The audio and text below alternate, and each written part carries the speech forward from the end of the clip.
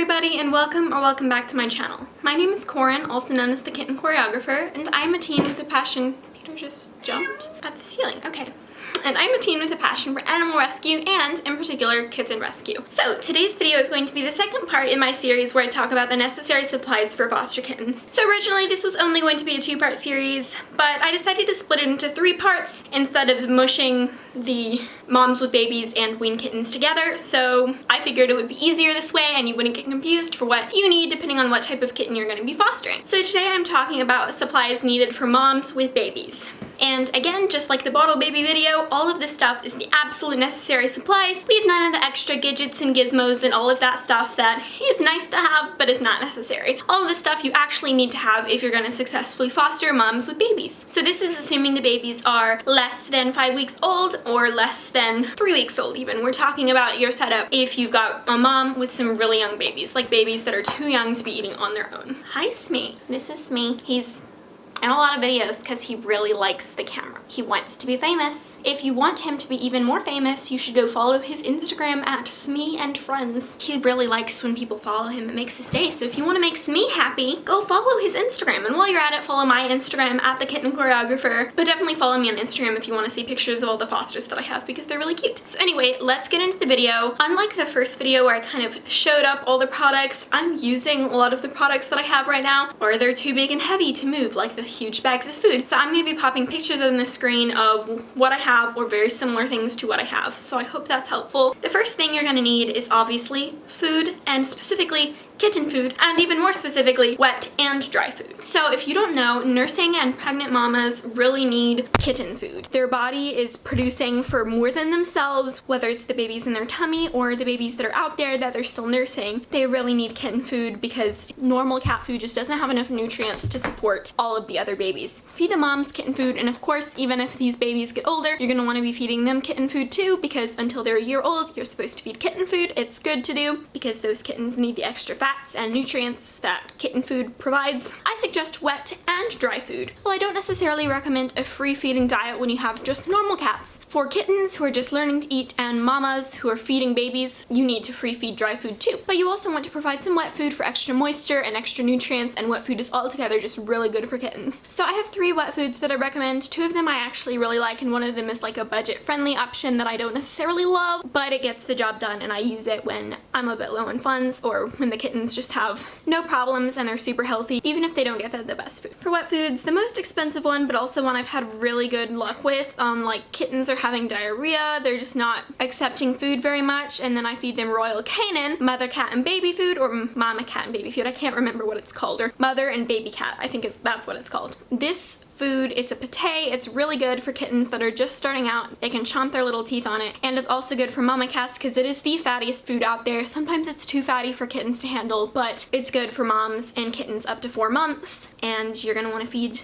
your mom cat something like that. So the second one that I recommend is IAMS. IAMS is what I feed my personal cats. Obviously I feed them the adult food, not the kitten food. Well, I feed Smee the kitten food because he's a kitten, but for my other personal cats I feed them the cat food. But I have been feeding IAMS for years. It is absolutely amazing. I have amazing luck with it. I feed their dry food pretty much always, except for Smee. I'm feeding IAMS and Royal Canin. It's complicated. I should have a video coming all about Smee's routine soon, and I'll explain all of that there. And again, this is me just giving a quick rundown of food. If you want a more in-depth review about different cat foods, then I can do that too, but this is just a few recommendations if you're wondering where to start on what to get your mama cat and her kittens. So you're gonna want to free feed dry food. For those, I definitely recommend Royal Canin or IAMS, and the wet food for those, that's what I recommend ultimately. But if you're like, I'm on a budget, I can't necessarily afford either of those, which IAMS is less priced than Royal Canin. Royal Canin is pretty expensive, then I recommend Fancy Feast. Again, it's not the best food out there, but it is better than cat food. It's better than, you know, it's good. Any food that is made for kittens is going to be okay to feed. And again, you're gonna want to free feed dry food and provide wet food. If it's just the mom, I suggest twice a day, and if it's like the kittens who are being weaned, 4 times a day. But again, I'm not trying to teach you exactly how to take care of them in this video, just the supplies that you may need. So the second thing you're going to need is litter, and definitely non-clumping litter. If the babies are going anywhere near that box, non-clumping litter, because little kittens are just like human babies, and what do human babies do? They put everything in their mouth, and kittens are gonna wanna do that too. They're gonna see the litter for the first time and they're gonna go, oh, chomp, Well, it's okay if they swallow a few bits of litter if it's non-clumping litter, but if it's not non-clumping litter, if it's clay litter that's clumping, it's gonna clump up in their stomach and it's gonna be really, really bad. So you're gonna wanna feed your kittens non-clumping litter. I personally use clay litter that's non-clumping. I'm not sure of the exact brand, kind of, my dad buys that. But non-clumping clay litter basically keeps the smell in a little bit more, but Yesterday's News is also really good. It's an eco-friendly litter and it's a bit more expensive, but it is altogether a great litter. It just doesn't keep in smell as well as the clay litter, so that's why we mostly use the clay litter. And so that's a little rundown on a litter. And number 3 is a litter box. You're obviously, again, this is the bare basics of stuff you're gonna need. You're gonna need a litter box. I suggest a normal open litter box. A foster cat, they often don't like fancy litter boxes. They're often in a new place. It's kind of scary, so they just want to be able to find where they need to go use the bathroom and use it without all of this hassle. So I recommend just, you know, a rectangle with no lid, no fancy gadgets. You know, you're gonna have to scoop it manually, but all of that, I recommend that. And it's good for kittens who end up learning too, because they don't know how to jump into a top litter box or whatever, you know? So number 4 is a litter scoop. It's, again, a necessary thing that if you're a cat owner, you probably have one lying around, but if you're either not a cat owner or just are buying everything new for your foster cats, this is something that you need. So number 5 is food and water bowls. You can get really cheap plastic ones from PetSmart, that's what I did, but you can also just use bowls you have at home if you really don't want to spend the money to get just bowls you have at home work fine too, but those are often more breakable, so you don't really want to put breakable stuff around kittens because they will break it, they're kittens. So I definitely recommend like plastic bowls or just Tupperware, you know, that kind of thing. Plastic Tupperware, that is. So number 6 is toys for mama and for the kittens when they get a bit older. You know, toys may not seem super necessary. You may be like, oh, that's not necessarily what I need. And you can always make them if you can't buy them, but I definitely recommend toys. The string ones that you play with, I'll try and insert a picture here. Those are super great for interactive playtime. You don't want to leave those out around the kittens when you're not around because they could get tangled in them, but they're great for interactive playtime. And just little mice, you know, cat toys. They're great to play with. They're great for enrichment, and enrichment is so important to keep cats happy. My cat's personal favorite toys are springs. Springs made for cats, little plastic ones. They will literally go crazy over them. Well, Smee will at least, and my other foster kittens that I've given them to really like them too. So I recommend those a lot. And yeah, toys are important. So number 7 is something called a nesting box. And this is basically a litter box or just a cardboard box or a box in general, which you can, you know, put the kittens in. And these kittens basically need an enclosed space to stay in for the first few weeks of their life. Just like you need the tub for bottle babies, for a mom with kittens, these babies need to be in a safe space too. You don't necessarily want a tub with really high sides like you do with bottle babies, because mom cats or nursing mamas don't really like to jump because their belly is full of milk. Not their belly, but you know, they're full of milk and they don't want it sloshing around. I've noticed all of my mama cats have not really liked jumping more than necessary, so something with slightly lower sides is good. I use either, you know, litter boxes, obviously without the litter, or I found, you know, Sam's boxes, or, you know, Sam's is basically, what's it called? Costco, but it's similar.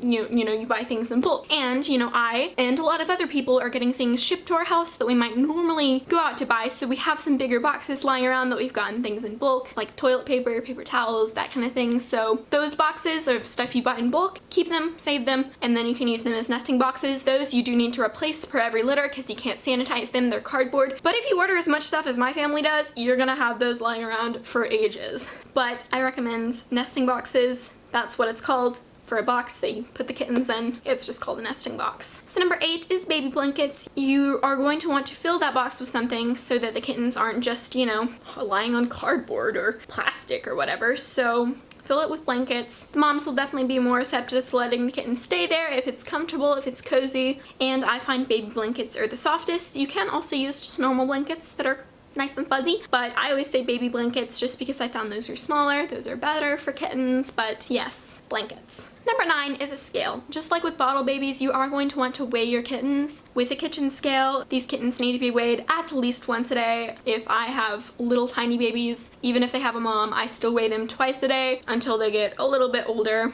and then I'll weigh them once a day. You just basically need to weigh them to make sure that their mom is feeding them and that they're getting milk from their mom. Yeah, weigh them, make sure they're gaining weight. Number 10 is a heating pad. Yes, theoretically, moms with babies, the babies don't need a heating pad because they have their mom, but I've found the moms don't always stay with the kittens and we don't want to get those kittens cold. So just plop a heating pad in there, either a microwavable one, which I don't recommend those. I recommend the electric ones made for pets that don't have an off switch or an automatic off. Just plop one of those in the nesting box with the blankets and the kittens, and they'll be nice and warm even when mom is not in there with them. Up in the air, you don't necessarily even have to buy anything for this, but it is space away from the babies. Whether that's a bed outside of the nesting box, or a ledge up on a window, or above the babies, or just floor away from the babies in her area. Moms really like me time, you know? They like time away from their babies, I've noticed. Some of them will be with their babies 24/7, but some only go around them to feed them. So you're just gonna want to make this mom comfortable by allowing her to have some space away from her babies. Number 12 is just a recommendation, really. You don't necessarily need it, but if you're planning on fostering moms with babies long term, you are going to want to have backup bottle feeding supplies. Sometimes moms don't produce enough milk, sometimes moms don't do a good job feeding their babies, so you are going to want to have at least some of the basic necessities like formula in a bottle, you know, tissues to stimulate, and all the other things you need for bottle feeding. I'll go ahead and link the other part of the series in the description below. You are going to